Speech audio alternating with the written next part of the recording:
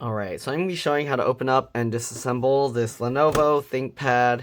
This is a model P43S, okay, the model number is right there. Alright, so this computer is running super slow. We're going to be replacing the SSD with a new one, and then we're going to be installing Windows on it. I'm not going to show that part, but I'll show the upgrading the SSD part. There's a little battery reset button here in this hole. You can use a little pin or a needle. I use a small folded out paper clip if you want to press that. Sometimes if the computer has issues turning on, you can try pressing that button there and it will power on. Alright, anyways, we're going to be using a PH1 or JS1 screwdriver to undo all the screws from the bottom. If this video helps you out, please make sure to like, comment, subscribe, share my channel with others so that they can learn how to upgrade and repair their devices as well. And if it helps you save a bunch of money, please consider contributing a little to the channel. Every little bit helps and allows me to continue making these videos for a living. If you can't help out that way, it would help a lot if you could watch a few of my other videos and then like and comment on those as well, because that's what the algorithm likes to see. I also have another channel called It's Been Reviewed and More. Same profile picture, but zoomed in. If you could subscribe to that one, that will really help me out. Alright, anyways, let's go ahead and remove the bottom. So we undid all the screws. They actually stay attached to the bottom cover. We're going to go in and look for a gap here, and we're going to try and just pop this out. I'm just using my fingernail, but you can use plastic pry tools, whatever works for you.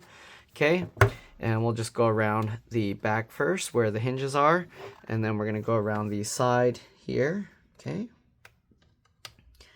Alright, might be a little tricky. There's not much of a gap here to pry open. Let's try and go from this side.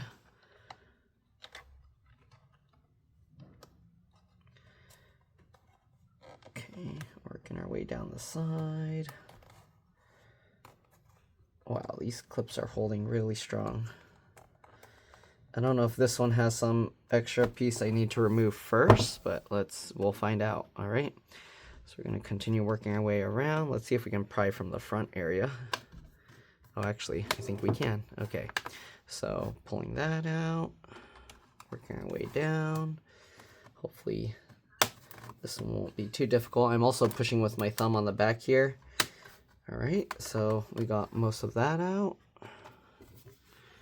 All right, sometimes also the screws keep holding on, so we might have to undo the screws while we're kind of trying to pry it. Okay, all right, so we got this whole front out. Let's try and work our way to the sides because the sides are the ones having difficulty popping up. Okay. Wow, the sides here are really difficult to pop out. I might have to use a special pry tool or something. Let's see here. All right, we got this open. Let's pull this. Yep, everything is attached to the keyboard palm rest assembly, so we do need to pull this bottom cover off first. Okay, so continue working my way up the sides. Okay, this side I got a little bit under, and we're probably gonna have to pop a clip like here. Let's see. Wow, these clips are really strong. What in the world? I'm just gonna hold the middle portion down and see if I just pull up. Wow, it's holding really strong. Okay, let's undo this screw a little bit more. Nope, that's staying. So I'm still just trying to pull it apart, but it's holding super strong. Okay, I'm gonna use my thin metal pry tool probably to do this because it looks like it's not working by just prying this. So I'm gonna get this tool in the side. You don't want to insert it too far. Okay, and then let's see. All right, that seems to work. Okay, go along there and then basically pull it like this. All right, I do see a gap that formed. Continue going, working our way down. Wow, what is it? These clips are crazy strong. Okay, now that we have access to the side, let's continue working our way down. And now I can actually use my fingernails again. There we go. Okay, we made it to the back here. Is this screw holding or something? Yep, okay. And now that we got that, it looks like it's kind of coming up for the most part. Is this screw holding? No? Okay. I think once we get one side, then we can kind of use that to wiggle and take this out. Yep. And there you go. It's a little bit dusty there, so we're going to clean that out. It looks like, oh, there's only one slot for RAM here. So there's 8 gigs of RAM currently in there.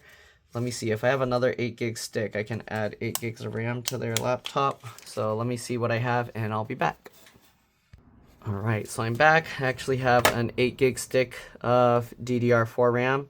So this uses DDR4. You should be able to put any size stick of RAM. So if you get a 16 gig stick or 32 gig stick, you should be able to do that. But usually matching works the best. The other RAM, it looks like it's integrated to put new RAM in. Let me actually get a thumbnail here real quick. Actually, let me clean the dust off of it real quick and then we'll install this. But this stick of RAM is a PC42133P. Okay, but you should be okay with any DDR4 RAM. All right, let me clean this up real quick and I'll be back. All right, I'm back, and as you can see, the dust that was in the vent is gone. Okay, so we'll get a thumbnail there. All right, anyways, we'll take this off. You can see the fan is also clean. Okay, so what we're gonna do, we're gonna upgrade the SSD. It's an M.2 PCIe NVMe SSD. And then we're also gonna install the RAM. So the RAM is pretty easy to install. Let me actually just zoom in here. Okay, lift this thing up out of the way. And then put this in at an angle like that. And then while it's at an angle, I like to push it in and then click it down. All right, so let's go ahead and go over the other components. Let's actually disconnect the SSD. So it's an M.2 PCIe NVMe SSD. We'll undo the one screw here. Okay, make sure the computer is shut down for this. Okay, after you undo that, you lift up here slightly, then grab the sides, and then you kind of just wiggle as you pull, and there you go. This is a Western Digital. This one is only 256 gigs, so we're upgrading to a to a 1 terabyte SSD, so pretty much 4 times the storage. This is a Crucial P3 Plus. Crucial came out with a whole bunch of new M.2 SSDs. I tend to find they're really good quality, and they have good range of prices depending on if you want the lower end or you're trying to get the most expensive higher end. All right, anyways, you got the battery connector here. If you're gonna mess with the screen connector, you wanna make sure to disconnect this, then open the laptop and press and hold the power button for at least 15 seconds, all right? So that's the battery cable. There's a little ribbon cable here with a flip latch. This is, actually I can't tell. I think this is for the touchpad. And then you got another cable here. Actually, let me see. I'm gonna lift the battery out just so you can see what's underneath. We'll undo the screws here real quick. Okay, so let's go ahead and undo the screws. And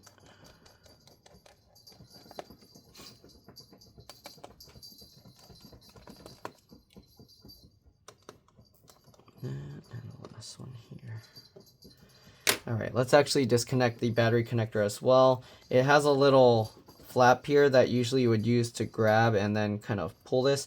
You'd want to wiggle this, okay?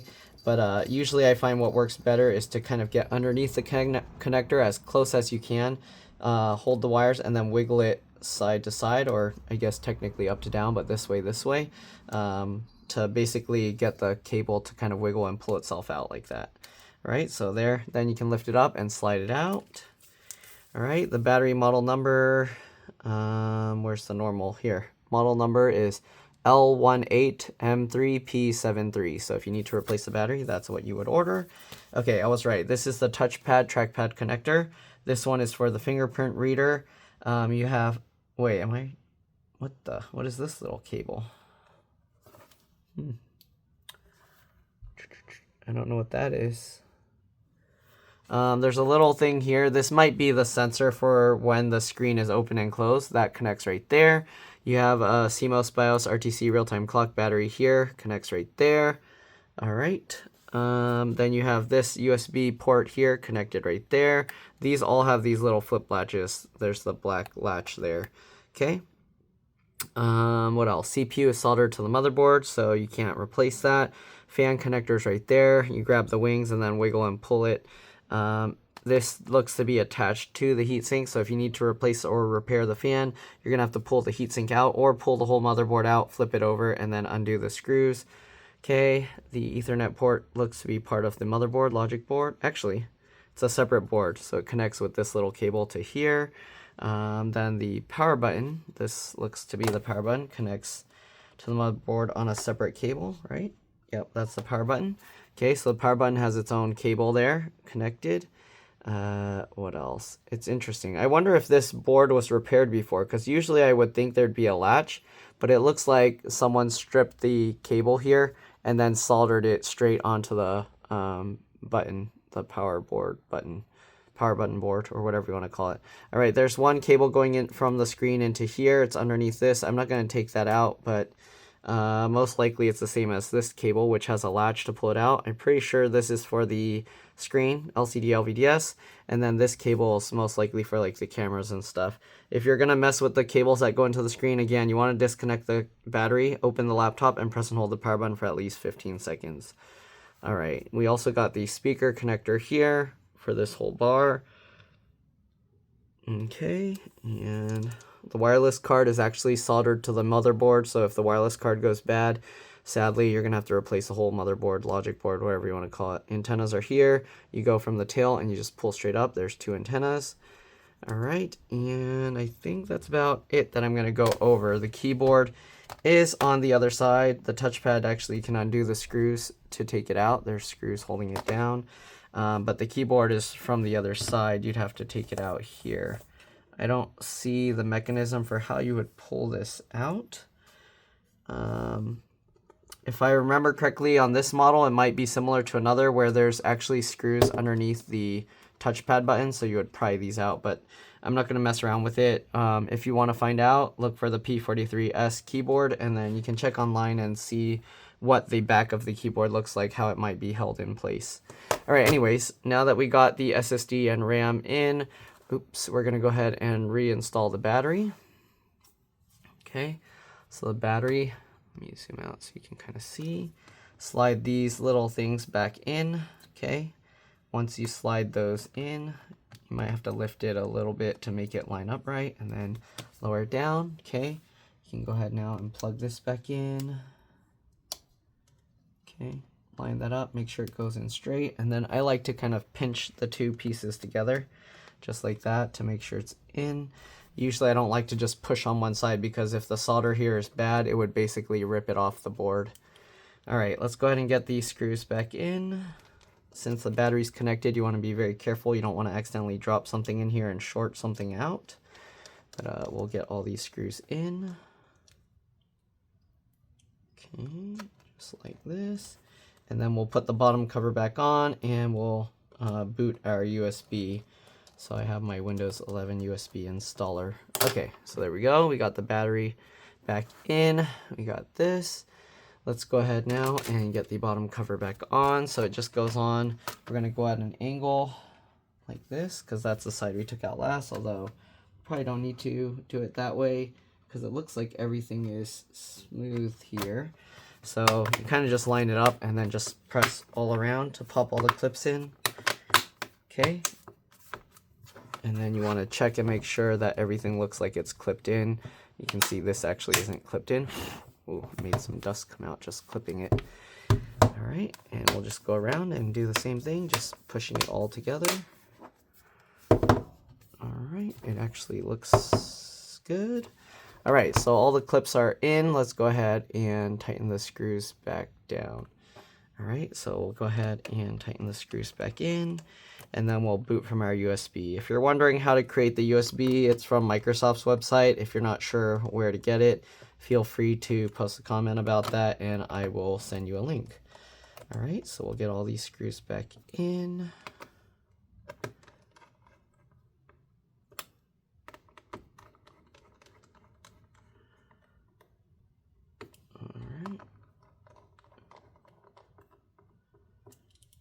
There we go. And then we'll just flip this back over. Okay, open it up. On this model, I'm pretty sure you just press enter to interrupt the boot, so power it on. It'll do this. It's going to say press enter to interrupt the boot, usually, if all the stuff worked. Probably should have powered it on first because since we put the new RAM, it might have some issue booting up if it doesn't like the RAM or if the RAM has some issues. But we'll see. I see the power light is on. The keyboard light was on, but it's off now. Caps lock isn't doing anything. Power light is still on. So maybe the RAM, oh, nope, there we go, it's on. So we'll press enter. It didn't say it, but usually it'll say press enter to interrupt the boot. It's not saying that, so that's kind of strange. Sometimes if it's not that, the little button here might be the one key recovery button. So we'll see. Oh, I think the SSD I put had a Windows 11 already on it. Either that or it's booting the Windows 11 from the USB already, which is kind of weird, but we'll see. Oh, it's acting like it's doing a setup. Yeah. Okay, so I think it had the other one. I did a test and I installed Windows 11, so I think it already has Windows 11, but I'm going to start it from new because I don't want to use a installation that's already there. Okay, I want to start it new so make sure there's no drivers from another computer. So I'll wait till this finishes and then we'll restart it. But if you were putting an SSD with nothing on it, it wouldn't do this. It would just basically go to saying there's no boot or something like that. Okay, so this is probably just gonna load a Windows 11. Oh, here we go. Now it's saying press enter to interrupt normal startup. So press enter and then F12 to choose your bootable drive or USB. So I press F12, it says it's entering the boot, and I'm gonna pick my USB. Okay, it's booting up my USB. If you're wondering why it shows all of this, it's because I created a USB that bypasses system requirements for Windows 11. So even if there's incompatible processors and stuff, I'll still be able to install Windows 11. But this doesn't really need that kind of USB. It's just easier for me to use this USB than to keep switching around to different USBs. So yeah. Anyways, we'll wait for this to finish starting up, and it's going to start the usual Windows 11 startup after that. Okay, so it's loading. Just got to be patient. It'll take some time. You can see it still shows this. Okay. All right, it's starting the Windows 11. I'm going to plug it in just so it doesn't lose power midway. All right. Okay, so I'm going to press Shift Tab and then Enter to go next. Shift Tab, Enter to go next. Install Windows 11, and then I'll tab down. I agree, everything will be deleted. Spacebar, then Shift Tab twice to go to next. And we're going. It's loading some stuff. It's going to next. Let's see. It'll go to the partitions and whatnot. And then it's basically just the regular Windows 11 install kind of stuff. So you don't really need to see this part unless you just don't know how to install Windows 11. So anyways, that's pretty much it. Again, hopefully this video helped you guys out. If it did, please make sure to like, comment, subscribe, share my channel with others so that they can learn how to upgrade and repair their devices as well. And if it helped you save a bunch of money, please consider contributing a little to the channel. Every little bit helps and allows me to continue making these videos for a living. Again, if you can't help out that way, it would help a lot if you could watch a few of my other videos and then like and comment on those as well, because that's what the algorithm likes to see. Other than that, that's pretty much it. I'm just installing onto the now unallocated space because I deleted all the partitions I created before, and you can see Windows 11 is installing. And again, that's pretty much it. Again, thanks for watching, and I'll see you all in the next one. All right, let's drop this. Bye.